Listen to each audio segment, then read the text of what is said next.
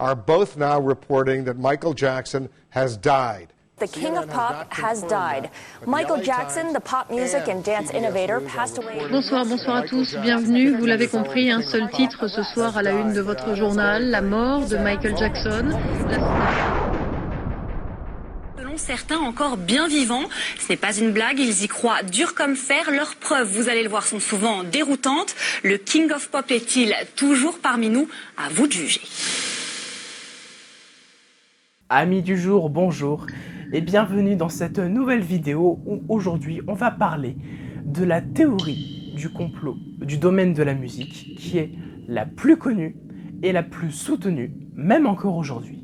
Il est vrai que des théories du complot autour de la musique, il y en a beaucoup.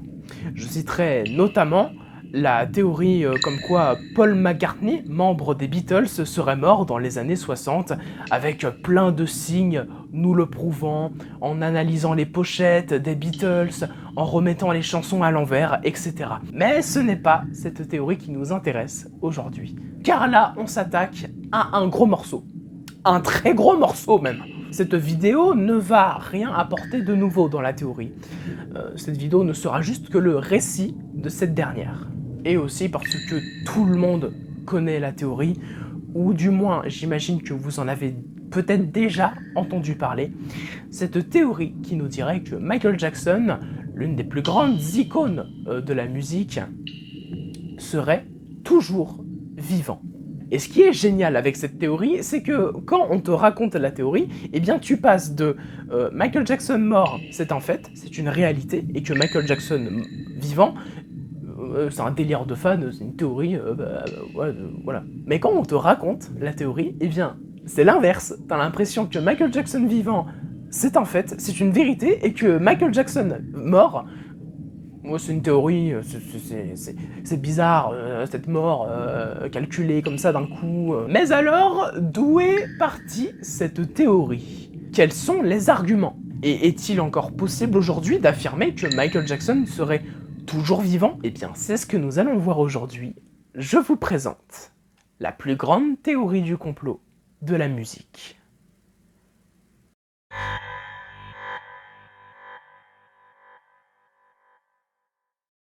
Le 25 juin 2009 est annoncé sur toutes les chaînes de télé du monde entier le décès de Michael Jackson, dû à une crise cardiaque suite à une overdose de médicaments. Cela va faire l'effet d'un énorme coup de tonnerre sur le monde, notamment dans la presse et aussi parmi les fans, dû à cette mort assez brutale qui est survenue tout d'un coup.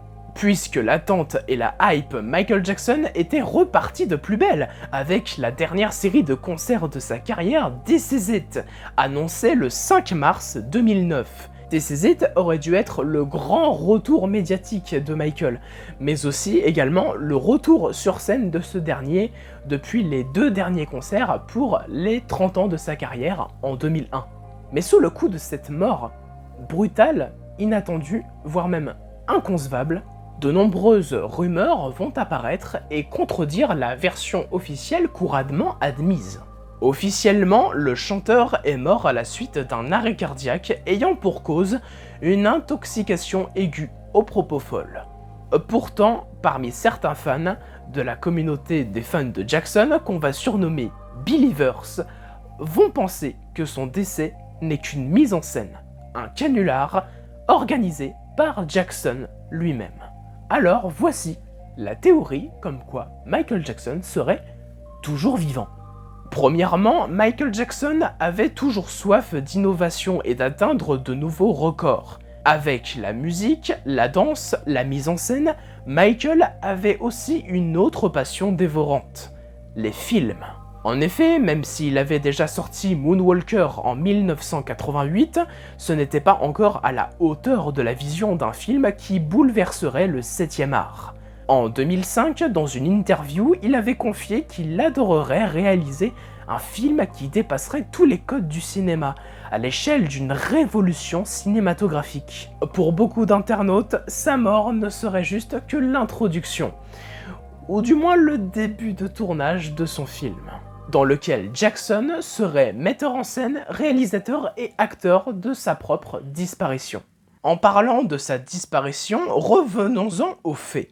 Le 25 juin 2009, l'appel est effectué au centre d'urgence 911, qui sera enregistré sur une bande-son. Une archive de celle-ci est disponible au public, et on peut remarquer quelque chose d'assez bizarre. Dans l'enregistrement, il est dit que l'appelant appelle du 100 North Carolwood Drive à Los Angeles, l'adresse de la villa où sera retrouvé le corps de la star. Sauf que l'appel a été officiellement localisé non pas à cette adresse, mais au 9641 Sunset Boulevard, dans l'hôtel The Beverly Hills, un hôtel situé à quelques minutes de la villa de Jackson. Pendant que l'appel se poursuit, l'appelant précise qu'un médecin est avec lui aux côtés de Michael. Et d'ailleurs, parlons-en du médecin cardiologue là. Il s'agit du docteur Conrad Murray, médecin privé de Michael Jackson, qui affirmera avoir fait un massage cardiaque à Jackson sur le lit, alors que ce type d'intervention se pratique sur un sol dur. Alors, comment expliquer une telle erreur pour un médecin d'une telle renommée ? Quelques minutes après l'appel, une ambulance arrive sur les lieux, mais en passant par l'entrée de la villa qui est le chemin le plus long, et en manœuvrant inutilement en arrière. Alors pourquoi passer par le chemin qui est le plus long pour sauver la vie d'une personne qui est en train de mourir?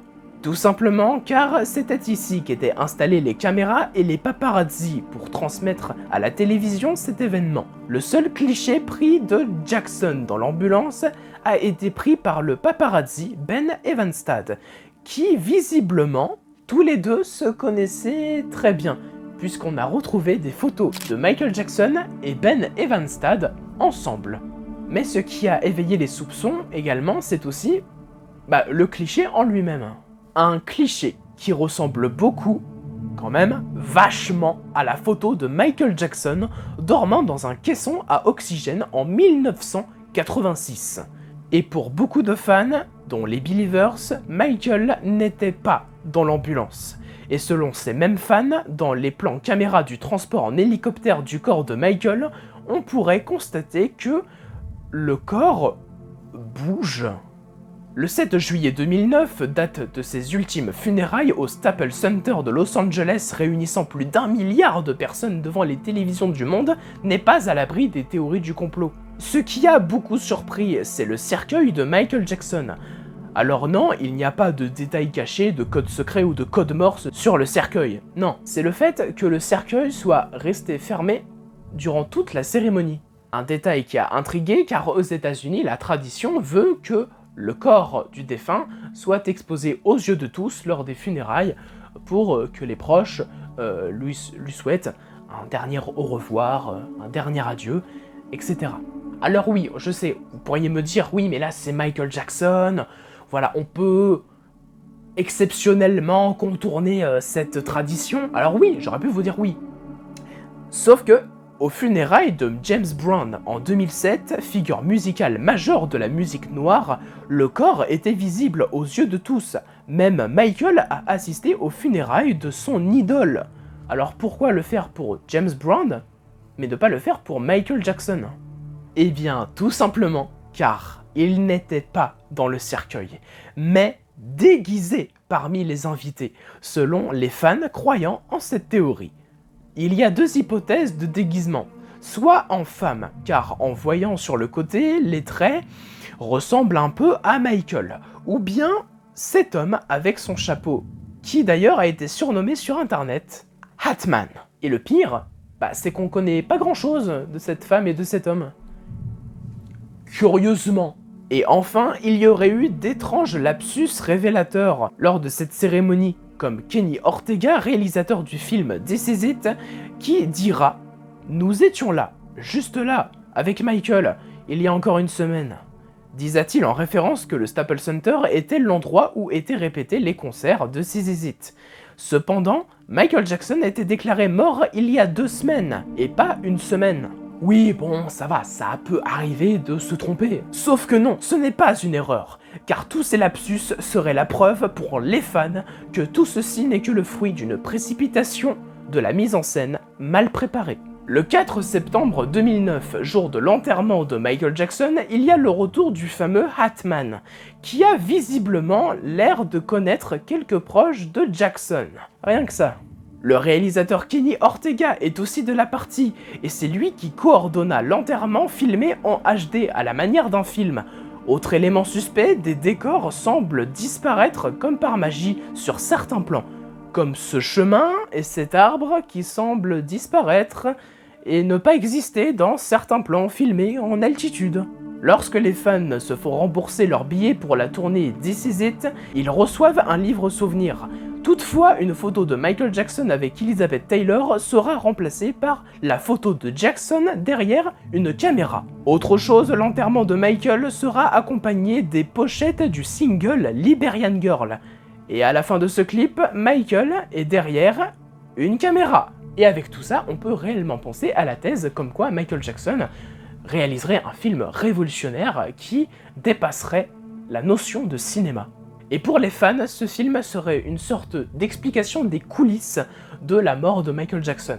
Car en vérité, le film s'est passé en direct. Car moi, toi, vous, tout le monde, eh bien en réalité, nous sommes les acteurs du film de Michael Jackson. Car sa mort était justement le film. Et que le film qui prépare serait en réalité les coulisses. Comment Michael Jackson aurait-il fait croire à sa mort dans le monde entier? Mais attendez, c'est pas fini. Oh non, c'est pas fini. Des gens auraient trouvé un anagramme dans le nom du médecin de Michael Jackson. À partir du nom Conrad Robert Murray, on peut faire comme phrase « Murder by contrat », qui veut dire en français « meurtre par contrat ». Et ce qui est d'autant plus bizarre, c'est que c'est ce médecin qui prescrira la dose de propofol qui tuera Michael Jackson. Maintenant, on va s'attaquer au point central de la théorie. Le point qui l'a également fait exploser sur Internet. Nous allons parler de Dave. David Rothenberg avait 6 ans en 1983 et vivait avec sa mère Mary Rothenberg dans le quartier de Carroll Gardens à Brooklyn. Lorsque son père l'emmena en Californie, les parents étaient divorcés et en conflit au sujet de la garde de David. Après une violente dispute au téléphone, le soir du 3 mars 1983, dans un motel du Buena Park, Charles donna un somnifère à son fils après s'être endormi, versa du kérosène sur son lit et il y mit le feu. Il quitta la pièce et regarda dans une cabine téléphonique de l'autre côté de la rue, pendant que d'autres clients secouraient David. David souffrait alors de brûlures au 3e degré sur 90% de son corps. Il a dû être amputé des doigts, des orteils et a reçu au total plus d'une centaine de greffes de peau. Il était gravement défiguré et lors d'une opération de greffe, il a souffert d'un gonflement du cerveau qui a entraîné des convulsions et d'autres complications. Comme vous l'aurez compris, c'est une histoire très tragique qui laissera des traces sur la peau de Dave, et le père est un énorme enfoiré. Mais maintenant, quel est le rapport avec Michael Jackson? Eh bien, dans les années 80, Dave a rencontré pas mal de stars américaines et qui ont été très touchées par l'histoire du petit garçon, dont notamment Michael Jackson, où ils sont devenus très rapidement amis tous les deux. Maintenant que j'ai développé le contexte autour de Dave, en quoi il a un rapport avec la théorie de Michael Jackson vivant? En septembre 2009, lors de l'émission Larry King Live sur la chaîne américaine CNN, était interviewé Dave. Une interview assez banale sur l'histoire de Dave, des anecdotes avec Michael, etc. Mais cette interview a troublé beaucoup de personnes. Pourquoi? Eh bien parce que l'expression faciale de Dave, sa gestuelle, les mots, la structure de la voix et même la voix de Dave sont extrêmement similaires à celle de Michael Jackson. Et c'est là où la théorie va exploser. C'est que beaucoup de personnes n'ont pas vu le réel Dave, mais Michael Jackson déguisé en Dave se faisant passer pour lui, bien sûr avec son accord. Et on le sait, Michael Jackson a toujours su adorer et pratiquer l'art du déguisement et de la dissimulation, que ce soit avec Thriller, Ghost, et même avec des déguisements quand il était jeune ado. Il n'est donc pas si bête de se réellement demander si Michael Jackson aurait pu, encore une fois, prendre les traits d'une autre personne. Mais ce qui ne trompe pas, même avec le meilleur déguisement du monde, c'est la voix. Mais là, la voix est extrêmement similaire à celle de Michael Jackson. Je vous laisse en juger. There were all these Paul McCartney records all over this, The Girl Is Mine, and, you know, this and that. And I remember sitting down, and at the time, my favorite video game was Pole Position. Oh, there's a lot of sadness about my past life and, you know, adolescence and my father and all of those things. It just made me very, very, very sad. So he would tease you, make fun of you? Yes. And I was playing Pole Position, and I felt a little tap on my shoulder, and I turned around, and there was Michael. And you know what, Larry? At that moment, we embraced, and that embrace never ended throughout our whole entire friendship. The truth, and it's made me to realize the more often a person tell a lie, the more times you hear a lie. I mean, you begin to believe it. Mm-hmm. If it's told often enough, you start to believe it. And it's appalling the things that have been said about it. Maintenant, vous connaissez à peu près la théorie de Michael Jackson vivant. Alors, il est vrai que j'aurais pu parler aussi de quelques points qui se sont rajoutés au fil des années. J'aurais pu parler de cette photo sur Instagram postée par Paris Jackson, la fille de Michael Jackson, où il est vrai qu'on dirait qu'il y a quelqu'un qui est caché dans les places de derrière de la voiture. J'aurais pu parler aussi de l'ancien sosie officiel de Michael, devenu chanteur-imitateur, l'espagnol Sergio Cortés, très actif dans le monde du spectacle et sur les réseaux sociaux, devenu rapidement populaire pour sa forte ressemblance avec Michael. Tellement ressemblante que les fans lui ont demandé de faire un test ADN pour confirmer que c'était bien peut-être le vrai Michael. Après, quelque part, c'est normal qu'il lui ressemble vu que c'est le but d'un sosie. Ou encore l'attente du retour de Michael au mois de juin 2016 par tous les fans de Jackson. Car aux États-Unis, il existe une loi qui permet de vous faire passer pour mort pendant 7 ans. Et le 25 juin 2016, cela faisait 7 ans que Michael Jackson était décédé. Et au final, toujours aucune nouvelle. Après, il y a quand même certains éléments de la théorie qu'on peut débunker. Par exemple, vous vous souvenez de la vidéo de l'hélicoptère du corps qui bougerait? Qui nous dit que c'est pas juste le vent, car la porte est grande ouverte et le vent a tout simplement pu faire bouger le drap, tout simplement. Et puis il y a aussi l'argument du chemin là. Non mais c'est quoi cet argument de merde? Genre, on le voit le chemin qu'il est là-bas, c'est juste une question de perspective. Et puis en 2015, Dave a fait une interview. Et il n'a pas du tout la voix de Michael Jackson. Challenges and different things to deal with. Currently I'm showing at Joseph Watson Gallery and the Eden Fine Art Gallery in Las Vegas. Et donc on en vient à pourquoi cette théorie a été créée. D'où est-elle venue? Qui l'a créée?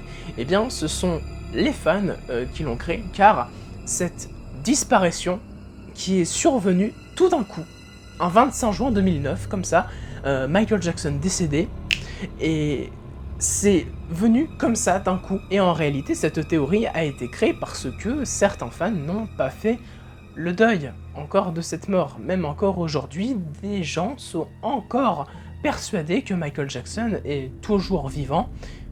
Ok, d'accord, je sais pas ce qui s'est passé, il y a l'éclairage qui s'est éteint. Il veut plus s'allumer. De quoi rajouter à l'ambiance un peu glauque de la vidéo.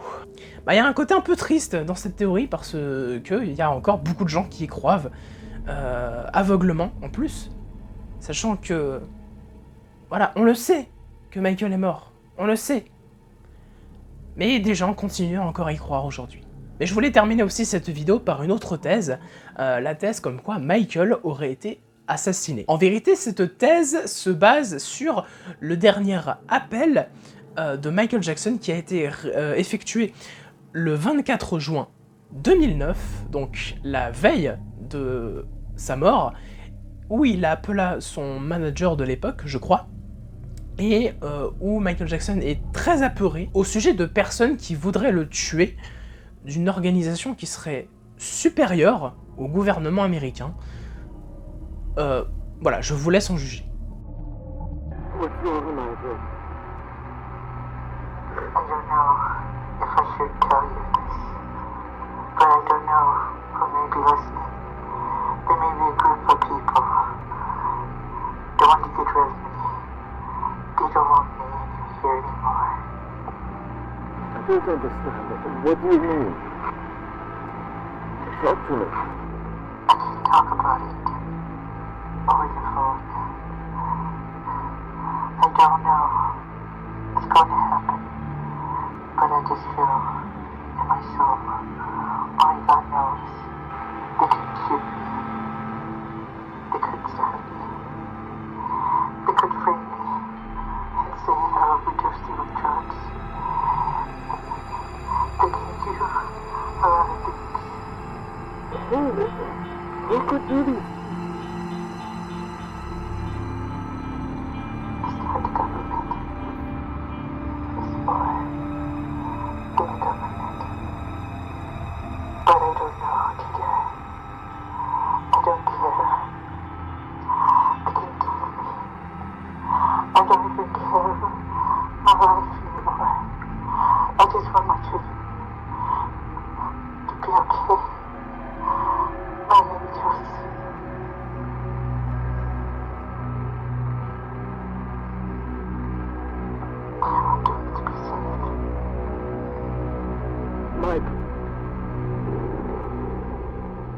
Mais le pire, c'est qu'on peut se dire, oui, alors c'est un appel qui est assez troublant, mais on peut l'expliquer du fait que Michael Jackson était très accro aux médicaments et à la médicamentation. Il prenait beaucoup de somnifères, d'antidouleurs, de tranquillisants, bref, il était accro presque des médicaments, et on peut se dire que c'est l'effet de tous ces médicaments mélangés, ce cocktail de pharmaceutique qui a pu créer une sorte de psychose dans cet appel où Michael aurait peur de se faire assassiner par des gens, parce qu'il faut savoir que aussi les textes de Michael Jackson, surtout sur les derniers albums, étaient très focalisés politiquement, qui défendaient beaucoup de causes, et ça a pu déranger pas mal, surtout que Michael était une personnalité très puissante, presque encore plus puissant que des hommes politiques, même des présidents de certains pays.